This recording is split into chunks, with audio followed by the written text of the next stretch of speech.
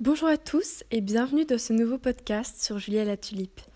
Aujourd'hui, nous allons parler de comment économiser une grosse somme d'argent quand on est jeune. Comment j'ai réussi à mettre de côté 10 000 € entre mes 18 et mes 25 ans. J'extrapole jusqu'à 25 ans, même si j'en ai que 22, pour dire que c'est tout à fait faisable en 7 ans de mettre 10 000 € de côté, même en étant jeune, même en ayant de faibles revenus, voire aucun. Je vais vous expliquer comment j'ai fait et quelles ont été mes facilités et mes difficultés à le faire et comment vous pouvez aussi y arriver avec quelques conseils. J'ai conscience que j'ai été privilégiée à certains moments, qu'il y a peut-être des choses que vous ne pourrez pas mettre en place, mais d'autres qui sont tout à fait accessibles à n'importe qui, n'importe quand et à tout âge. Donc je vous laisse avec la suite de la vidéo. Je vais commencer par présenter un petit peu mon histoire et comment j'ai réussi à atteindre 10 000 €. Et ensuite, on va parler des astuces et conseils pour y arriver à votre tour. J'espère que ça pourra vous plaire, j'ai vu que les sujets d'argent, c'était quelque chose qui vous intéressait pas mal.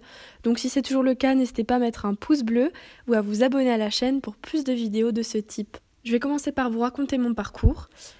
Quelques éléments de contexte. J'habite à la campagne. Au moment où je vous parle, j'ai déjà eu mon permis. J'ai une voiture de temps en temps, mais pas toujours, qu'on peut me prêter. Sinon, j'ai un vélo que j'utilise pour me déplacer. J'habite vraiment loin des villes, mais je suis assez sportive et je suis en bonne forme, donc je peux utiliser mon vélo pour me déplacer.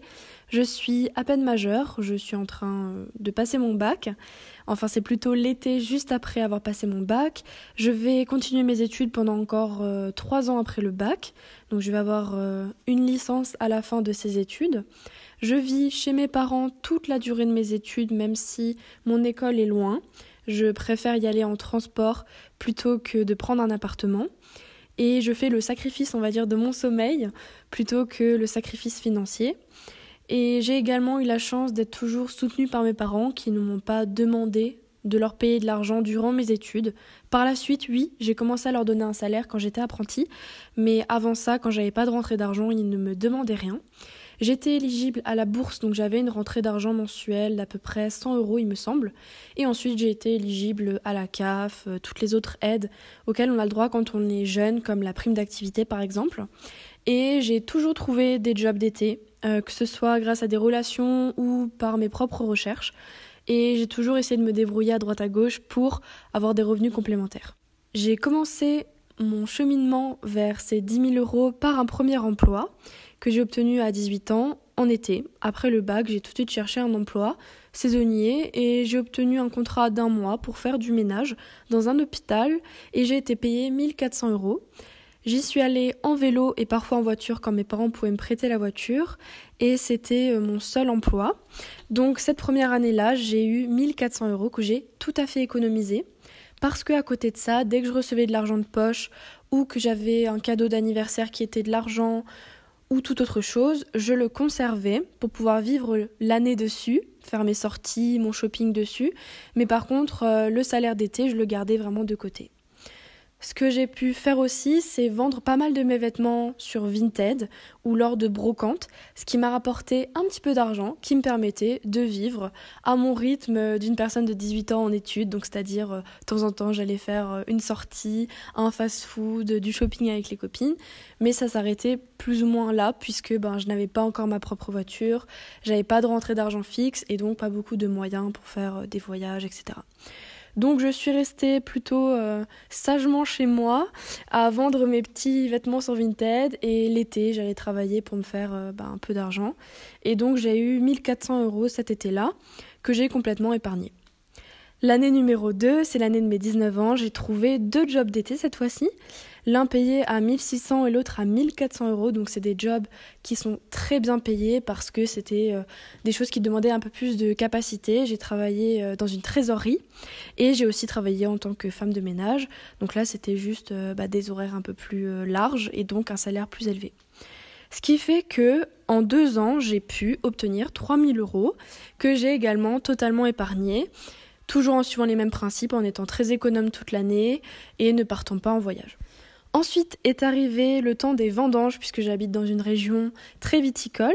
Donc j'ai fait les vendanges, encore un petit job d'été qui m'a rapporté 100 €. J'avais la chance et aussi j'ai travaillé pour Je suis chanteuse, amatrice, et je fais parfois des réceptions, des concerts et des mariages. Et donc, en total cumulé, de mes 18 à 19 ans, j'ai pu obtenir 300 € grâce à quelques concerts, mariages et tremplins remportés. Ce qui fait qu'on est déjà à 4 800 € à mes 19 ans, en ayant uniquement travaillé et en n'ayant pas d'argent de poche, si ce n'est la bourse mensuelle de 100 €. Ensuite, en 2020, la pandémie a frappé, ce qui fait que dans tous les cas, je ne suis pas partie en vacances. Encore une fois, j'ai très peu dépensé, on était pas mal en confinement. Donc cette année-là, j'ai eu également 2 jobs d'été et j'ai terminé mon BTS.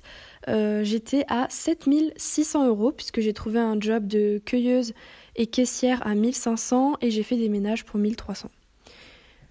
Je vous donne des chiffres arrondis, parfois c'était un tout petit peu plus, des fois un tout petit peu moins, mais en gros, je suis à 7 600 € en 3 ans.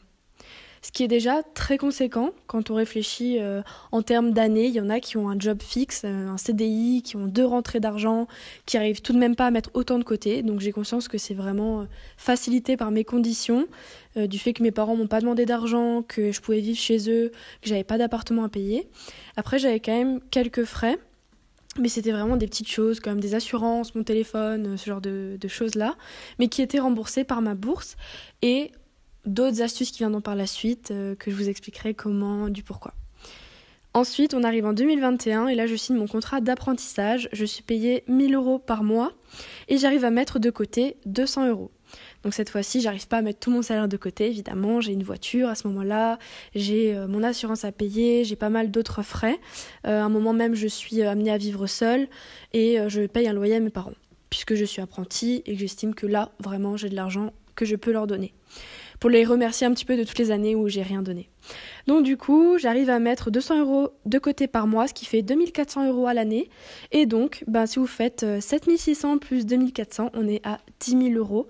Donc en fait, de mes 18 à 21 ans, on va dire 22 ans pour terminer l'année, j'ai réussi à mettre de côté 10 000 € en travaillant et en me serrant la ceinture parce que j'avais déjà compris que moi je voulais être quelqu'un de minimaliste et de frugaliste. Et je vais vous expliquer maintenant les astuces que j'ai mises en place qui peuvent compléter mon parcours parce que j'ai bien sûr connaissance qu'il est très facilité et que on peut pas tous faire la même chose. Il y a des choses à mettre en place dans le quotidien aussi pour y arriver parce que j'aurais pu très bien liquider tous ces 10 000 € dans des voyages, des sorties, mais c'était pas mon but et je vous explique comment j'ai réussi à tenir sur la durée. Au niveau des astuces, j'ai envie de les dire de manière aléatoire, donc j'espère que ça vous dérangera pas si je les développe pas de trop.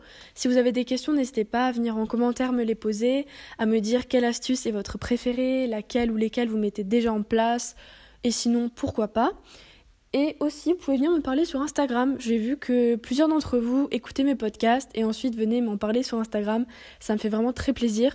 Je suis accessible à peu près tout le temps. Je m'appelle Julia La Tulipe sur le compte Instagram comme sur la chaîne. Si vous avez une chaîne YouTube dans le même esprit que la mienne ou un compte Instagram, n'hésitez pas à me le partager parce que j'aime bien faire de nouvelles découvertes. Donc on va commencer tout de suite par les astuces. Alors la première, c'est de trouver un job d'été ou des petits boulots dès vos 18 ans, voire avant. Ça peut être des services rendus, comme par exemple de tondre le gazon du voisin, laver la voiture de votre grand-mère, promener le chien de votre tante, garder vos cousins et vos cousines, enfin voilà. Des choses qui sont faisables de manière informelle, qui peuvent être faites avec des gens de la famille par exemple, ou avec des connaissances. Si vous ne pouvez pas compter sur ce type d'argent, ce type de revenus, vous pouvez également monétiser vos propres compétences. Si vous savez chanter, faites des concerts. Si vous savez prendre des photos, prenez des photos pour des personnes. Essayez de trouver un domaine dans lequel vous êtes doué. Par exemple, si vous êtes doué sur Canva, vous pouvez refaire des CV pour des personnes autour de vous. Vous pouvez vendre vos compétences pour refaire des bannières YouTube. Vous pouvez faire du montage pour des personnes. Vous pouvez également faire de la traduction si vous êtes fort en langue. Il y a plein de choses. Faire des vidéos YouTube aussi. Si au bout d'un moment ça devient rémunérateur, pourquoi pas.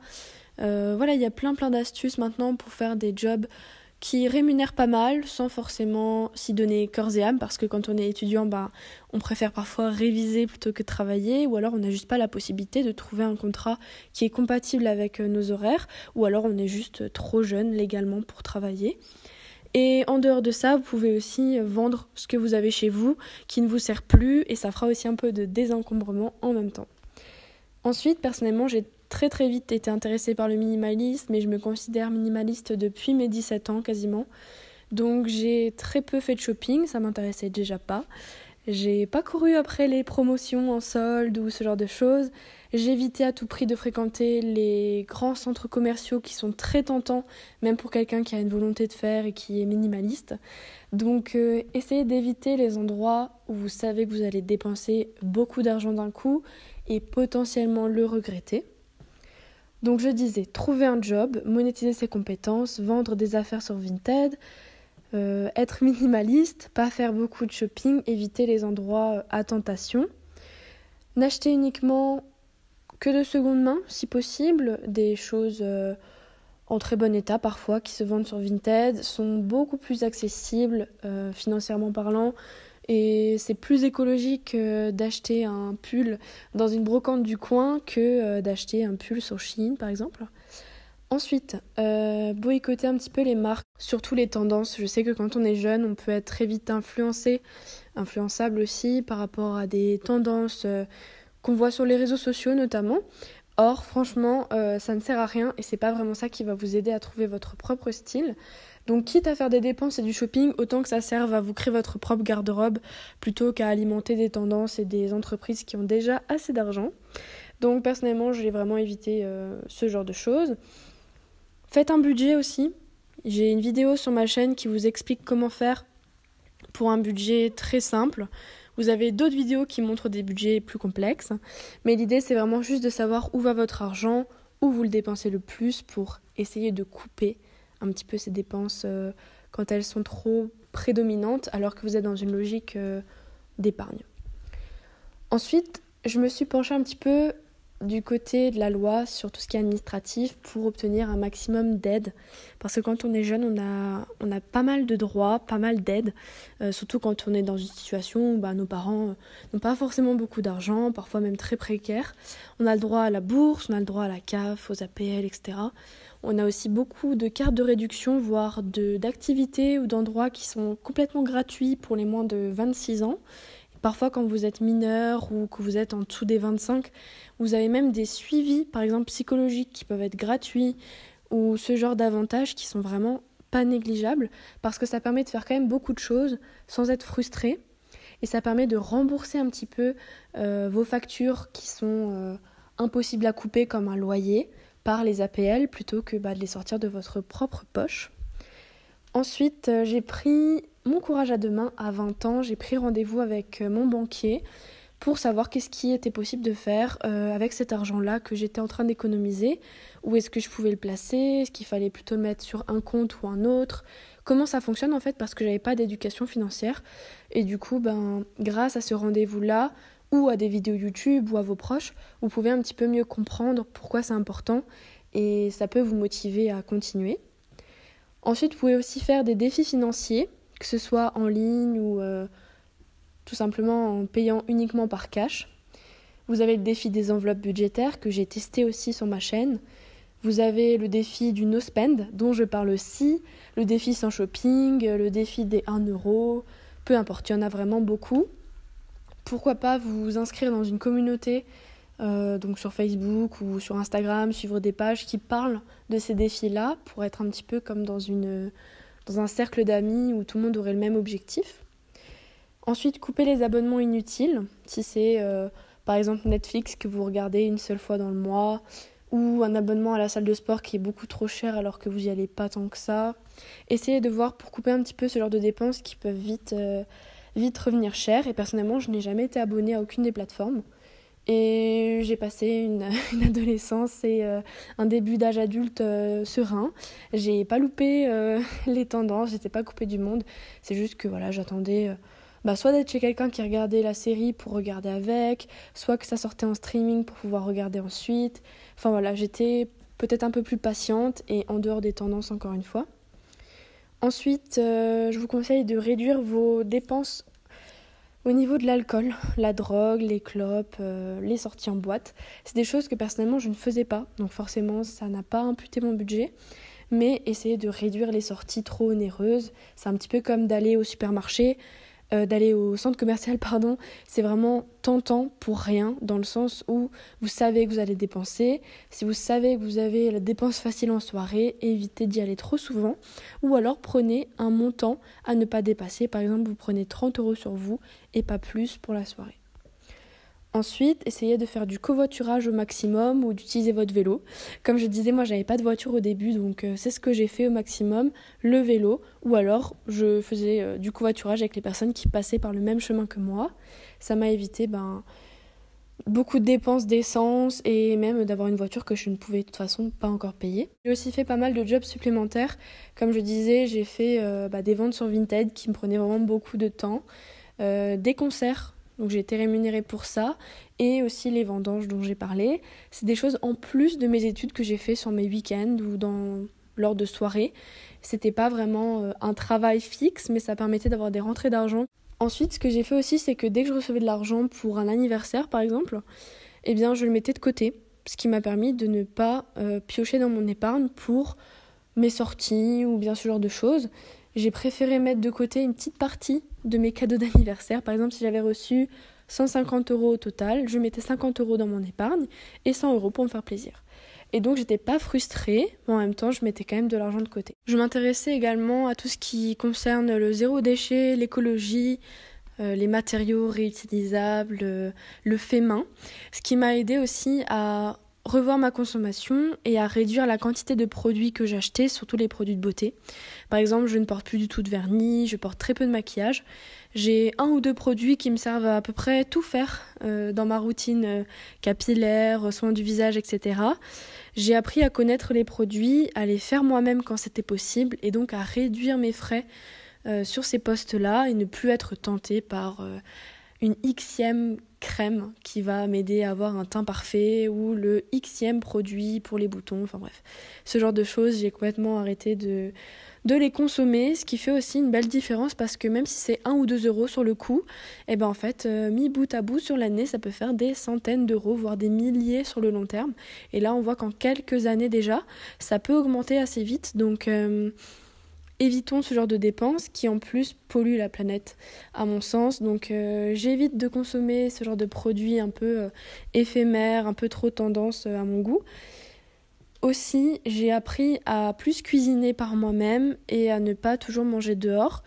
J'allais soit à la cantine si c'était avantageux, soit je faisais ma propre gamelle. Et pendant toute une année, en tant qu'apprentie, je ne suis jamais allée à la cantine et j'ai uniquement pris ma gamelle.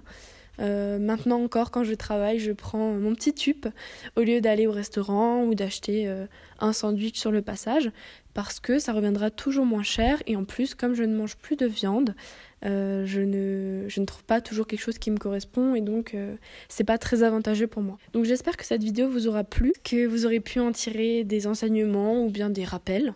N'hésitez pas à commenter la vidéo, à liker, à vous abonner.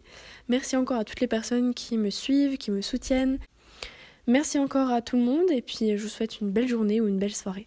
À bientôt, au revoir.